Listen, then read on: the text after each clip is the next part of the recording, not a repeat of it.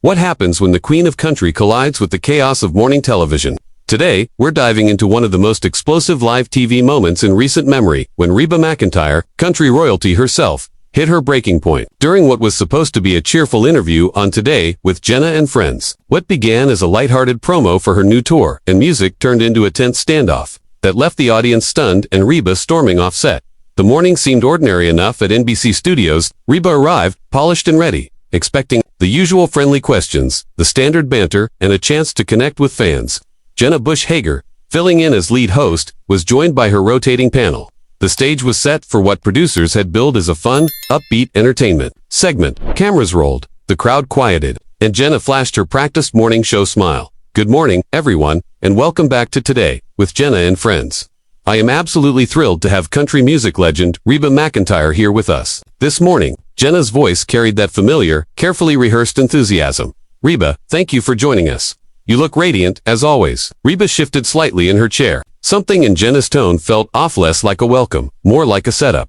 Still, she kept her poise. Thank you for having me, Jenna. It's always a pleasure. Jenna leaned forward. Now, Reba, we're excited to talk about your new tours and all your projects. But first, her smile tightened into something sharper. There's been a lot of talk lately in the country music world about authenticity, about staying true to traditional roots. Some critics suggest that even veteran artists, maybe even you, have compromised their sound for mainstream appeal. What do you say to that? The question dropped like a thunderclap. Reba's smile flickered, her eyes narrowing. This wasn't the interview her team had arranged. This wasn't promotion. This was an ambush. I'm sorry, Reba said, her voice steady but edged with steel. What exactly are you suggesting? That I've betrayed country music? Jenna faltered, clearly realizing she had stepped into dangerous territory. But instead of backing off, she pushed forward. Oh no, not at all. I'm just asking whether you feel pressure to change with the times. Some of your recent collaborations, after all, sound very different from your classic work. A co-host gave a nervous laugh, trying to rescue the moment. Maybe we should talk about the tour dates. Fans are really excited, but Reba wasn't letting this slide. She had spent decades carving out her place in music, facing critics, executives, and industry politics. She wasn't about to be lectured on authenticity by someone who had never stood behind a microphone. Let me get this straight. Reba leaned forward, her voice calm but cutting. You invited me here to talk about my tours and my music. Instead, you're questioning my integrity as an artist. You're suggesting I've sold out. That's not what I said, Jenna protested, her defensive tone betraying her guilt. I'm just trying to have a meaningful conversation about the industry. Meaningful conversation. Reba's voice rose, her Oklahoma accent sharpening with her temper. Honey, I've been making music since before you were born. I've sold over 50 million records. I've won every major award this industry has to offer, and through it all, I've stayed true to my roots. So if you're going to sit there and question my authenticity, you better have receipts. The studio froze. Producers whispered frantically into their headsets. Camera operators exchanged looks. Co-hosts shifted uncomfortably in their seats. This was live television, and it was unraveling fast. Jenna, flustered, tried to recover. Reba, I think there's a misunderstanding. I respect your career. Oh, is that what this is? Reba snapped back, because it sounds a lot like you came in here with a list of gotcha questions designed to stir controversy. If that's what passes for journalism these days, maybe I shouldn't be here at all. The co-host scrambled to redirect. Reba, maybe we should pivot to the music. Fans are dying to hear about your new songs. But Reba wasn't finished. Years of keeping it polite, of smiling through bad interviews, of swallowing irritation for the sake of promotional of it, had boiled over. She wasn't just defending herself. She was drawing a line in the sand. Asterisk, I appreciate the question, and I'm happy to talk about how country music has evolved, Reba said firmly. But there's a difference between discussing evolution and questioning someone's integrity. When you suggest that artists like me have compromised our values for mainstream appeal, you're not just talking about music, you're talking about character. Jenna, realizing the moment was slipping from her control, chose to push instead of retreat. But surely you can understand why some fans feel country music has lost its edge, its authenticity. There are artists today who hardly sound country at all. It was the wrong thing to say, and everyone in the studio knew it except Jenna. Reba's eyes narrowed to slits. Her voice dropped, dangerously quiet. Are you comparing me to those artists? Because if you are, you clearly haven't done your homework. I've been protecting the heart and soul of country music while some morning show hosts were still learning how to read a teleprompter. The line hit like a punch. Jenna's face flushed crimson, her polished morning TV veneer cracking. That's completely uncalled for. Reba, I'm a professional journalist, and I have every right to ask challenging questions. Professional journalist? Reba's voice rose, and she swept a hand around the brightly lit set with its cozy furniture and coffee mugs. "This isn't Meet the Press, sweetheart. This is a morning entertainment show. I came here to entertain your viewers and talk about my tours. Instead, you're trying to manufacture a gotcha moment for your highlight reel." One of the co-hosts shifted uncomfortably, desperate to cut the tension. "Maybe we should take a quick break and regroup." But Reba wasn't letting go. Decades in the business had taught her exactly when she was being used, and she wasn't about to play along. "No, let's keep going. Since we're talking so much about authenticity, let's talk about the authenticity of ambushing a guest with questions you never mentioned beforehand." Jenna's composure snapped. Her voice went shrill. "I don't have to clear my questions with your publicity team. This is journalism. Journalists ask hard questions." "Hard questions," Reba laughed. But there was no humor in it. "Fire, honey. If you want to ask hard questions, let's talk about how morning television has dumbed down American culture. Let's talk about how shows like this chase viral drama instead of real content. Let's talk about how you're more interested in clips that trend than genuine conversations with your guests." Chaos rippled through the studio. Producers waved frantically from behind the cameras. Stagehands whispered into headsets. But the cameras stayed on, because cutting them would mean admitting disaster. Jenna, rattled and pale now, tried to soften. "Look, Reba, I clearly struck a nerve. That wasn't my intention. Can we start over?" "Start over." Reba shook her head, disgust flashing across her face. "You don't get to question someone's integrity and then ask for a do-over when they call you out. That's not how the real world works even if it might be how things work in your little TV bubble." The co-host tried again, desperate to salvage something. "Reba, we really do respect your career and everything you've accomplished. Maybe we could just focus on the new music." Reba's stare cut him down cold. "Respect my career. Your co-host just spent 10 minutes implying I'm a sellout. If this is how you treat guests you respect, I'd hate to see how you treat the ones you don't." Jenna, face still red with embarrassment and anger, made one last attempt to reclaim authority. "Reba, I'm the host of this show, and I have a responsibility to ask the questions our viewers want answered." That was the breaking point. Reba's face went stone cold, her voice slow and deliberate. "Your viewers want answered. Let me tell you something about viewers, little girl. I've been connecting with audiences longer than you've been alive. I know what people want on. It's not watching some TV host with delusions of grandeur try to tear down someone who's actually built something in this world." The studio went silent. The silence that followed was suffocating. Even the low hum of the control room seemed to die as the weight of Reba's words sank in. Jenna looked as if she'd been slapped.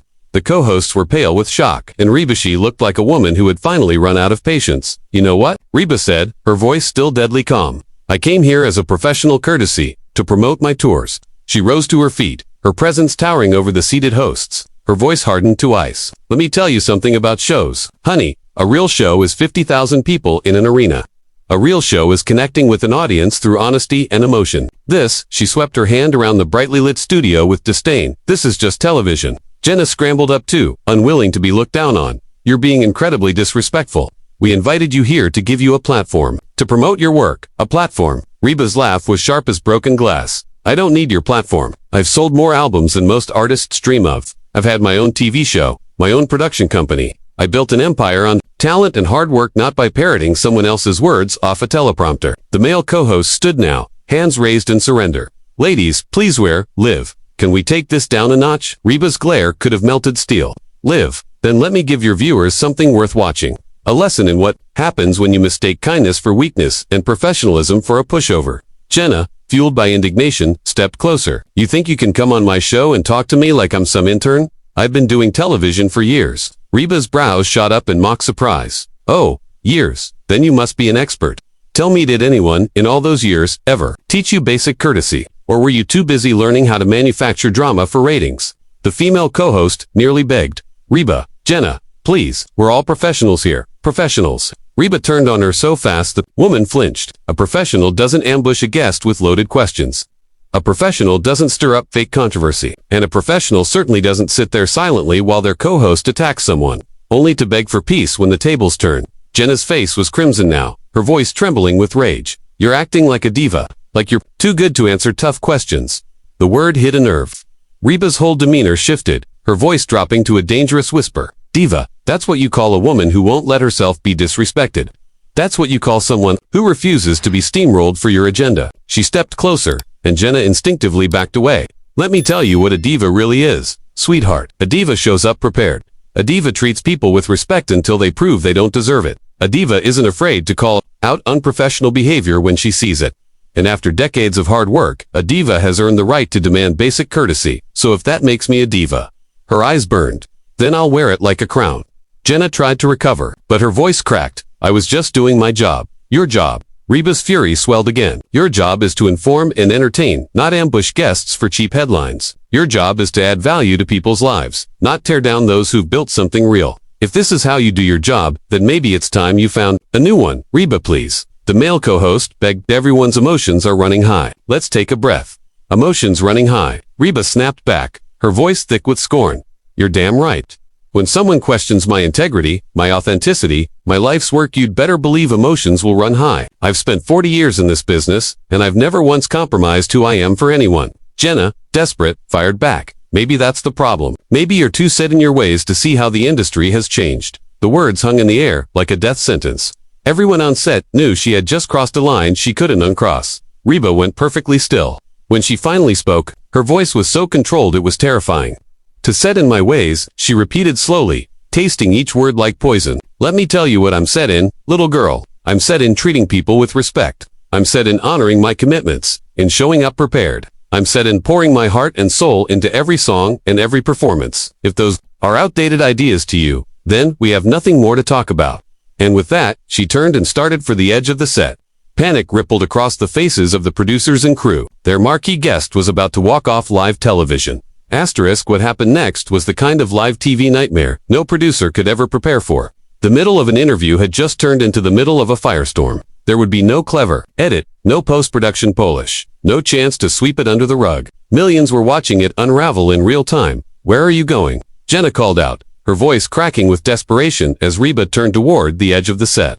We're not finished here. Reba stopped, pivoting slowly, and the look she leveled at Jenna was the kind of look that could end careers. Her voice was calm, icy, final. Oh, we're finished. We were finished the moment you turned a friendly conversation into an interrogation. We were finished when you chose cheap theatrics over basic human decency. The female co-host scrambled for control, her voice trembling. Reba, please don't leave. Like this we can fix this. Reba's head tilted, a bitter smile tugging at her lips. Honey, some things can't be fixed. Some bridges, once burned, stay ash. And when people show you who they are, you believe them. Jenna's eyes widened, panic creeping in as her career flashed before her. She tried one last, desperate jab, but before she could even form the words, Reba unclipped her mic with deliberate precision, letting it fall to the studio floor with a heavy, echoing thud that seemed to freeze time. The male co-host lifted his hands, pleading.